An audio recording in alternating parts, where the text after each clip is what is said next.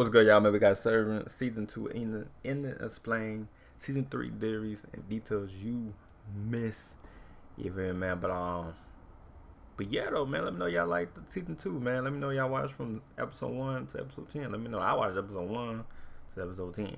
Motherfucker, episode 1 to 10, and all that was good though. Even the ending, it was good. Even though we had to see Gemma 1 minute or 2 minutes, whatever. He saved her. Not really saved her though. Just left her in the stairs. But we gotta realize this is the ending mark. Marcus hard head. Well, both of them hard head, but you know what I'm trying to say. So and then was Helly, the real Helly? People were saying on Twitter. So I'm like, damn, because she was looking like, you feel me, got that look. So I don't know, man. She getting crazy. She getting deep. She getting crazy. But yeah, let's see. Isn't you know, even they was like season 3. Nah, it ain't gonna take 3 years. I mean, we know why it take 3 years though. But yeah, we see. They ain't announced it yet though. They saying season 3, but they got announced it's gonna be season 3. That Apple TV. Well, you know. Creepy animatronics dismantling your dead baby's crib and marching band. Yeah, that was creepy though, right there. That scene right there. Yeah, that was creepy. That was fucked up. I don't know what they were trying to do, but that was fucked up shit. Your dead baby's crib and marching bands. If you're like me, you felt like this after the finale. Yeah, boy, that motherfucker, he was dragging that motherfucking Mark, boy. He dragged his ass, and then he picked his ass up by one leg and just slammed his ass to the wall. I mean, Mark fought back and shit, but not enough though. And the lady, boy, she was fed up. You could tell, boy, she been controlled. She tired of being controlled. She was fed up. She about to shoot his ass, like just kill him. I mean, he already, you know. And then, you know, if you know, you know. Yeah. But yeah, she was fed up, boy. She not a fight. Harbor explained the goats and Mark's decision to leave Gemma. We have a lot to get into. Now, this video isn't going to be a boring recap like some of the other breakdowns. We'll only be dealing with the biggest. Which one's that about? I love boring. Theories associated with this episode. They say kill him when his Audi Mark came. He just the bullet. To get into. Now, this video isn't going to be a boring recap like some of the other breakdowns. We'll only be dealing with the biggest questions and theories associated with this episode. And as such, I've left timestamps below so you can see all the topics we'll be covering. What? Cold Harbor, Mark decision, the goats, Marcus, Kippers. Oh, okay. Covering. Plus, I'll be coming out with a the Jimmy, and I forgot the sister and Colbert. I hope they rescued her in the stairs. If they know what the stairs at, I just hope, but I don't know. theory and hidden details. But she don't know it's any Mark because she been stuck upstairs or wherever she was being, you know, in that floor. So she don't know what's going on the 7th floor. She don't. We'll cover the entire season, not just the finale. So get ready to praise Kier by hitting that like and subscribe button. My girlfriend promised me a waffle party if I get over 10,000 likes. I don't have a girlfriend. The final episode of season 2 is titled Cold Harbor, and after a full 10 episodes, we finally find out what lies behind this mysterious. Yeah, 10 episodes. Goddamn 10 episodes to find out what's going on in Cold Harbor.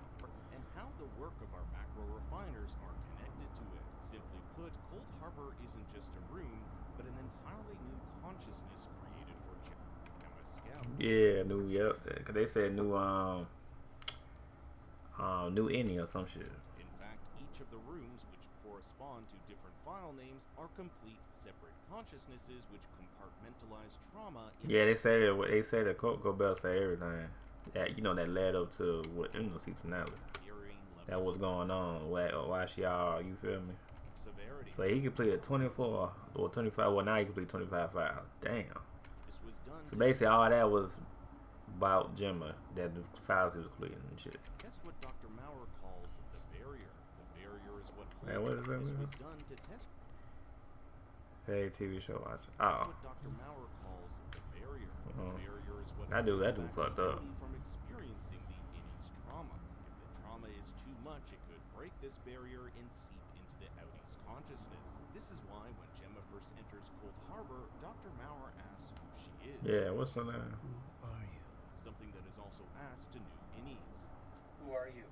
And this room contains the ultimate trauma, the death of a child. If the barrier can hold this, it can likely hold anything. This is why there are so many rooms, 25. Yeah, 25. Increasing levels of trauma to test the strength of this barrier. For example, the pain of going through a dental cleaning is different than experiencing a plane crash. I mean, it could just be turbulence, but you get what I mean.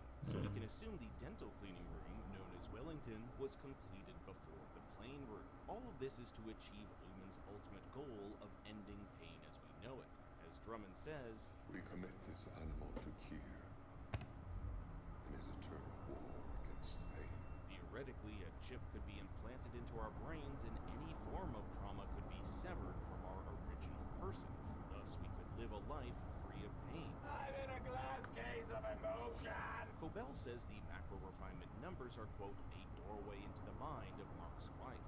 Each cluster is a feeling associated with one of Kier's 4 tempers. Yeah. These tempers are the building blocks of the mind.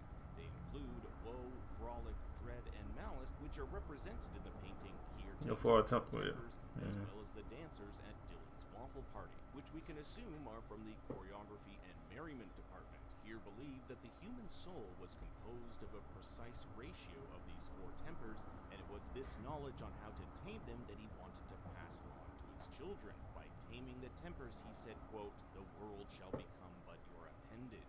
The room itself contains the same crib Mark put together for an unborn child. If Gemma can get through the task of dismantling it while not remembering the trauma of her real life, the entire Severance project would be deemed a success, and thus Mark and Gemma won't be required. This is why Cobell says if Cold Harbor is complete, both Mark and Gemma are dead.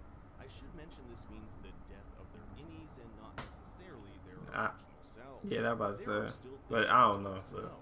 For example, how is it Mark is able to feel these clusters of numbers if they're associated with someone other than himself? Perhaps it's because he's so close to Gemma, but that wouldn't explain why Irv, Dylan, and Helly are able to work on Gemma's numbers as well. Yeah, that's what I say. The new consciousnesses they're creating are somewhat blank, allowing other people to work on them as well. It's not about creating a new Gemma, it's about creating a blank conscience. And what about the files we've seen that aren't a part of the 25 files that comprise Gemma's folder? These include files like Cielo and Chick-fil-A.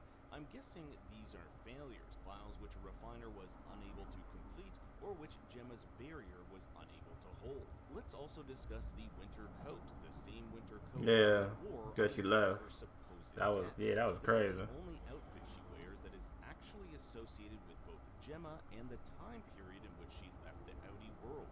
Every other outfit is from the 1960s. I think the 60s thing could have something to do with Jane Egan, who would have grown up during that time. We also know that he watches these tests from his own computer, but what do you guys think? Now, what about the name Cold Harbor? Every other file is a reference to a physical place that's somewhat recognizable in the real world. Cold Harbor is not, and if it is indeed a location, it's likely only found in the Severance universe. If that's the case, it could be the location where Gemma quote-unquote died, but it could also be metaphorical, like the cold place we go inside ourselves when experiencing moments of tremendous loss. People here, I feel like it's such an amazing mix. Past and future are always coexisting here. Dream place to... If you're like me, arguably the most WTF moment of the entire episode was Mark's decision to leave Gemma. Yeah, she was like, Mark, open the fucking. I'm like, Mark, please, Mark, go with Gemma. You supposed to sage in your mission. He's so hard head. Both of them hard head, but he's so hard head. God damn, Mark. Hope she escaped though. God damn, Mark. But then she don't know that's any Mark. She been up there so long. She don't know what's she don't know what's going on too. So yeah, I don't know, man. And run off with Ellie. It also raises the question: where do they think they're going? There's no escape, and it'll only be up. That's what I'm saying. Like, what the fuck they think they going? Because you go upstairs to the elevator, the Audi Mark come out. The Audis. So it's like, what the fuck they going? They just running endlessly? A matter of time before they're apprehended and their innies retired for good. The first thing we have to ask ourselves is why Mark made this decision. And it's important to note that this is any Mark making this choice. Yeah, any Mark, yeah. Not our Audi. In fact, first 20 minutes of the episode is basically a back and forth between these two severed portions of Mark's brain as they try to come to an understanding on saving Gemma. Audi Mark needs his innies help to do this, but if they're successful in saving Gemma, it would lead to the downfall of Lumen and thus end Innie Mark's existence. It would be his death. So for his Innie, the question becomes, would you sacrifice yourself for someone who's basically been your captor? But it's not just Innie Mark who stands to lose his life, it's every single Innie on the severed floor. I think the second you get your wife back, Oh, yeah, that's true. Yeah, that's true, that's true, that's true. you forget I ever existed. So I totally get why Mark's Innie initially rejects the plan to save Gemma. Yeah, he was like, nah. In it for him except the promise of reintegration. And this promise is most likely bullshit. I mentioned reintegration. Yeah, you know he ain't doing that shit. He basically called He might not do it. I don't think he probably is, but he probably not. bullshit. Was that wrong, right? It's left ambiguous, but we can assume Audi Mark would not reintegrate if he got his wife. I mean, the procedure is extremely dangerous, and we've seen what it can do not only to him, but also with people like PEWDIEPIE. And that's not even getting into the specifics of how a reintegrated person would function. As Innie Mark mentions, the vast majority of this reintegrated mind's memories would belong to the Audi. How do these two severed consciousnesses reconcile when one is much more vast than the other? It's ultimately Cobell who convinces Innie Mark to go through with the plan to save Gemma. Once Cold Harbor is complete, he'll be killed anyway, so why not save Gemma, which will at least give him the chance of being saved? Upon arriving back on the severed floor, Mark is greeted to a new painting, the exalted victory of Cold Harbor. I'll have a whole section devoted to this later in the video. Mark and Helly are the only two macro refiners left, and Helly is here to bear witness as Mark completes the file. There's also this weird mannequin. Yeah. If you've seen my episode 9 video, you'll know Severance's connection to a Twilight Zone episode about mannequins becoming real people. But this mannequin appears to be animatronic. I wonder if it's from the perpetuity wing of Gwendolyn's former office, where she said the Egans were animatronic. Ours were animatronic. They even did this little choreographed dance. So yours just stand there? Mark even gets a cute Waffle Party pop-up card. Waffle Parties being the highest perk available to MDR employees and awarded to the refiner of the quarter, which in this case looks to be Mark. Mark and Helly discuss the pros and cons of completing Cold Harbor, with Helly stating that the only way Innie Mark has a chance at living is if he saves Gemma. But Mark doesn't just want to live, he wants to live with Helly. Yeah. This is impossible, as Helly reminds him, Helly is Helena Egan. There's no way he'll ever get to be with her. There'll be no honeymoon ending for you and Helly R. But I actually think there is a way they can be together, and we'll get to that in a bit. Helly has this interesting callback to episode 1 where she tells Mark she's been trying to think of another place besides Delaware. Been trying to think of other place names besides Delaware. This was one of the questions Mark first asked Helly. Please name any U.S. state or territory that comes to mind. I don't know. Delaware. And the two end up talking about the equator. This is an interesting location considering the equator is what separates the northern and southern hemispheres. It's a metaphor for not only the severed brain cutting our consciousness into Innie and Audi, but for the severance floor itself. The last thing Helly says to Mark before he ventures off to save Gemma is, "See you at the equator." And where does she meet him at the end of the episode but on this severed floor? The floor that separates the test floor below and the Audi world up top. Oh yeah, great. Oh yeah, separate. The outside world from the inside. But let's fast forward to that pivotal moment. Mark chooses Helly over Gemma. Is it an irrational decision? Sure, but who says anything about love is rational? This is a man whose reason to live is Helly, and by going through that door, even if reintegration was possible, he'd never get to be with her. By choosing Helly, he is choosing to spend the last moments of his existence with someone he loves. And I don't know about you guys, but I got the feeling he was making this decision on the spot. It's not like he had some master plan to Yeah, that was he made this shit on the spot now, in fact. I ain't gonna lie, if she didn't come, he probably would go out to the door. Time. The song that plays at the end is Noel Harrison's The Windmills of Your Mind, which first debuted in the 1968 film The Thomas Crown Affair. It actually won the Oscar for Best Original Song. It's a song all about the nature of consciousness, while the movie explores themes like forbidden love. So you can see why this choice was an ideal fit. Mark and Helly run through the hallway, and you'll notice the picture shifts from digital to film, similar to the flashbacks we saw in episode Oh yeah, true. Yeah, I saw that.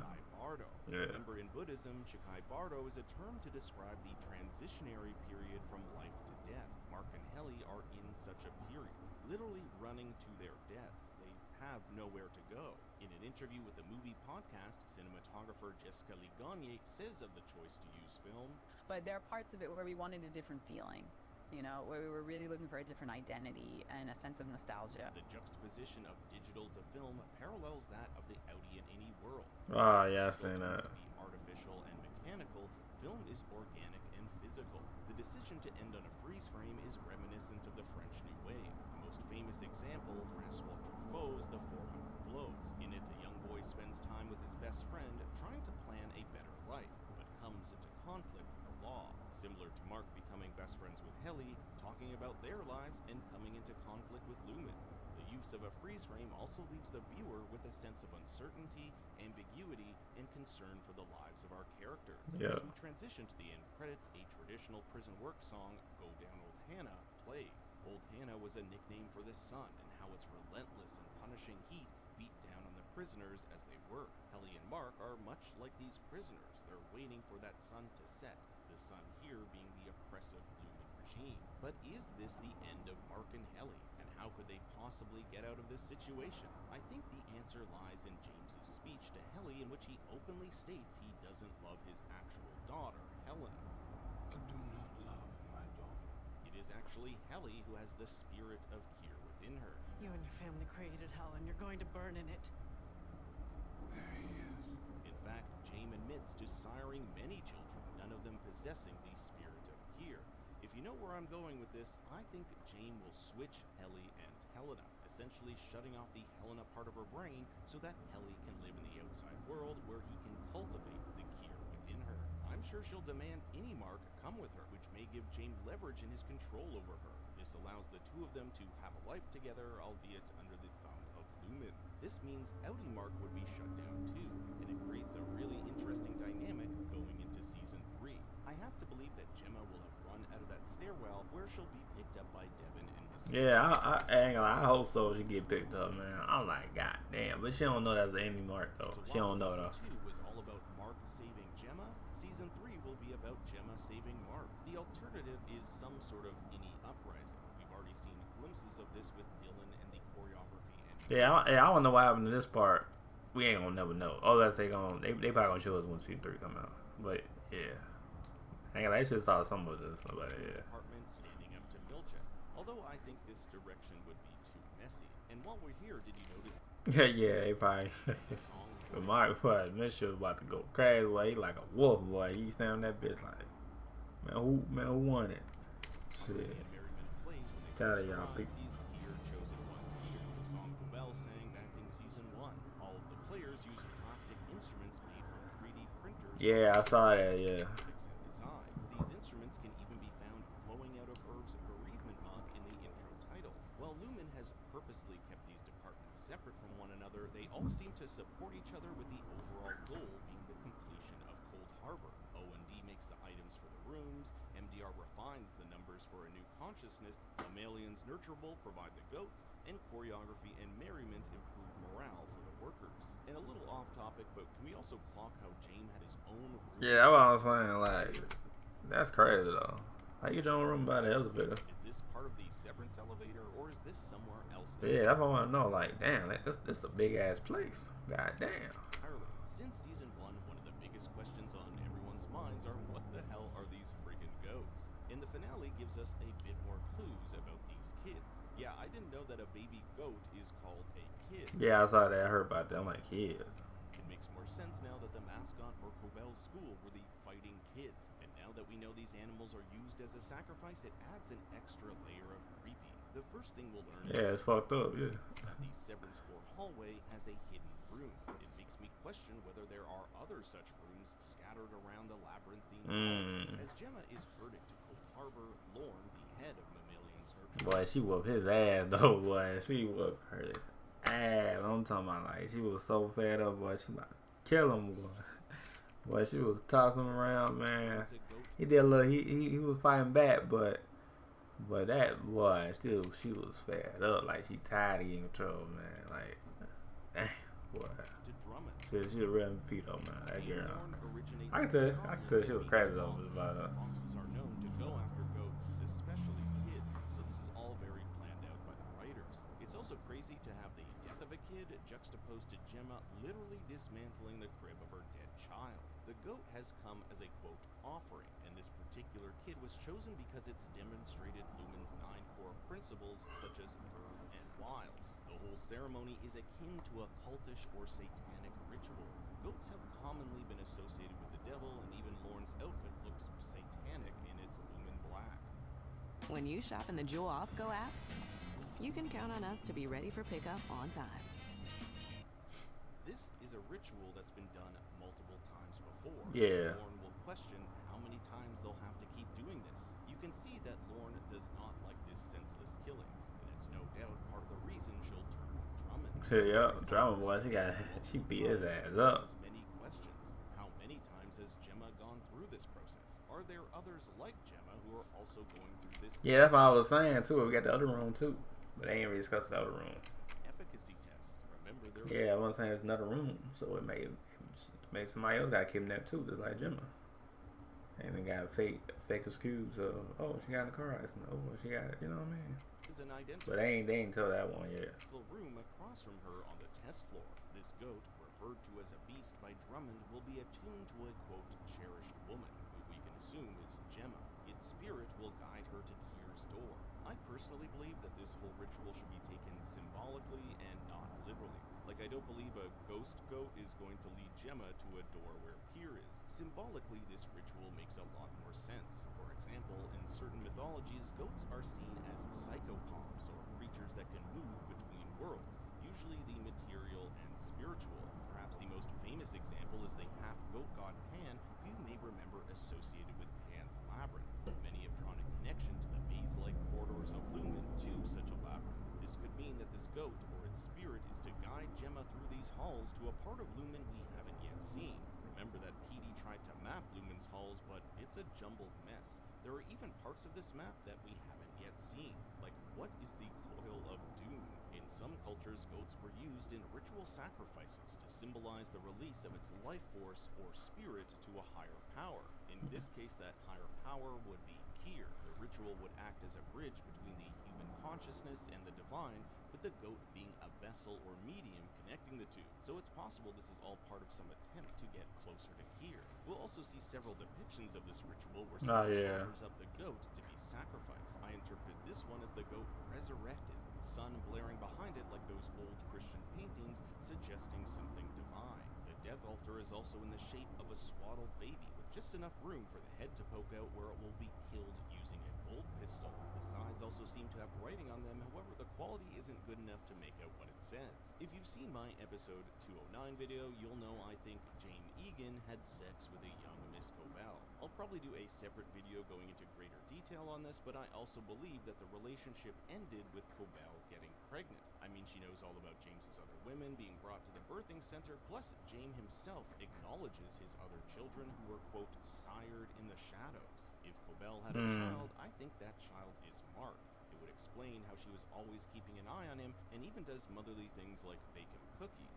But there's one line in this episode that really highlights this. It's where she says to Mark, I care for you.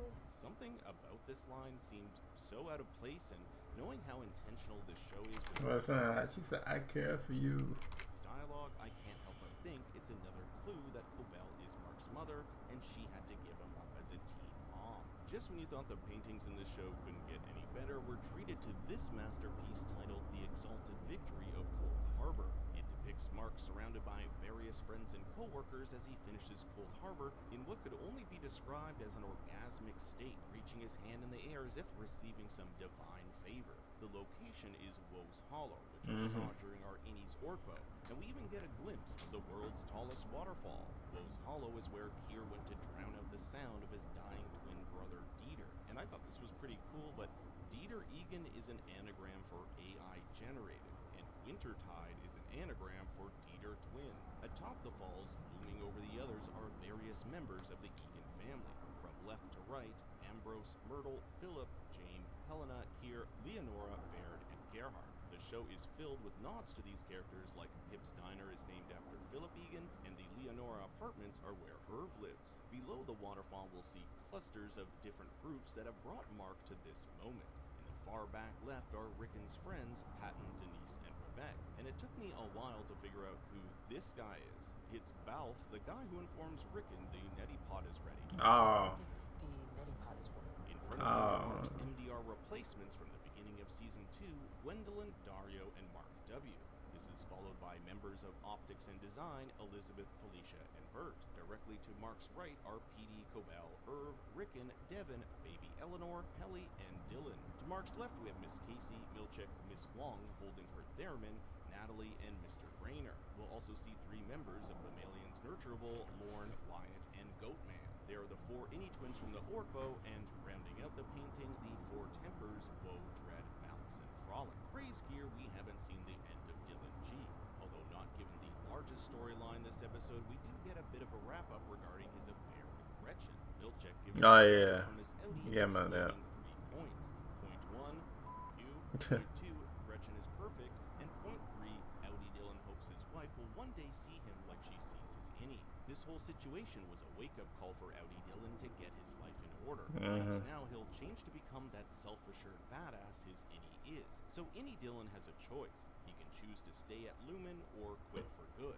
And I think that heroic push of the vending machine to block Milchick gives us our answer. Yeah, I think it's that. Yeah. Like that on his resignation form, he only put down his first name because that's all he knows. And did anyone else notice that the break room has been cleared out? It's almost as if once Mark is done with Cold Harbor, MDR isn't needed anymore. Yeah, I about saying that shit too. Everything clean. Yeah. For those wanting a brief explanation of the Gemma escape, here's a step-by-step guide where I'll display who's an Innie and Audi every step of the way.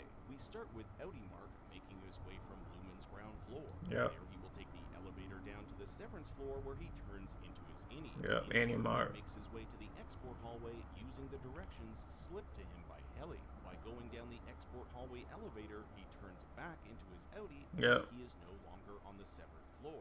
There he finds Gemma, whose brain has been severed 25 times in the Cold Harbor room. This is why she doesn't recognize him when she first Yeah, that's what I'm saying. This room also doesn't affect Mark's chip, so he's still his Audi here. When they exit the room, Mark is still his Audi, but Cold Harbor Gemma turns back into regular Gemma. The same Gemma that fell in love with Mark those years ago. They have a brief moment to embrace before rushing back to the elevator. As we ascend to the severed floor, we get the most awkward switch as our characters kiss, turning back into Finally, there's the stairwell threshold. Miss Casey goes. It was like a swift flop. First, and upon exiting the and then she went back to the Audi, her rest. Into Gemma.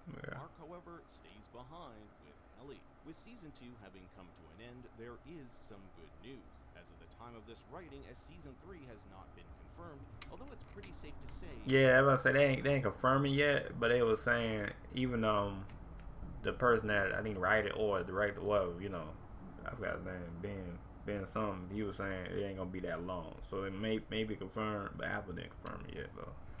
It will be, considering Severance is Apple's most watched TV show ever. Severance surprise tag. Yeah, I mean, bro, everybody. And then when I saw Twitter, everybody was saying this shit was good, man. So I'm telling y'all, man, if you didn't watch season 2, don't watch season 2. Go watch season 1, and then watch season 2 if you didn't watch. You feel me? But I've been saying, man, that's what they take their time for, man. They know what they doing. Ever. In February of 2025, Ben Stiller confirmed that a writer's room was currently underway in LA. And for those of you thinking it'll be another 3-year wait, it'll likely be far less considering. Yeah, he was saying it ain't gonna be 3 years. Ben said it ain't gonna be 3 years. And so it might be 2. It might be what, 2025? Probably 2027. Well, 2028. Yeah. Season 2 was affected by both the writer and actor strike. Now, if you like, yeah, that's what I was saying. See, the writer, that's why they took so long, because the writer and strikes. This video, make sure to like and subscribe. I will be coming out with more Severance content. But anyway, man, like it up. Some of my channel thing. Comment down below. Let me know.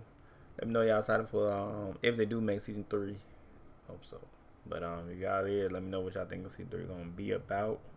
Let me know they say Gemma. I hope they did though, man. Cause anymore, man. It's so hard head, man. Not anymore. Yeah, anymore. Hard head. No cap. But yeah, like us, the bell. Yeah. Peace.